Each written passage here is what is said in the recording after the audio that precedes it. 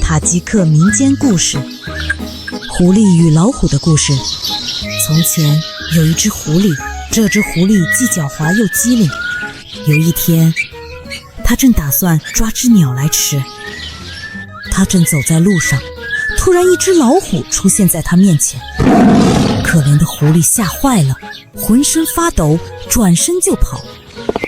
它拼命地跑着，突然前面出现了一个深深的悬崖，根本无法越过去。它不知道该怎么办，就爬到一块大石头上哭了起来。老虎感到很奇怪，问道：喂，狐狸，你怎么了？你为什么哭？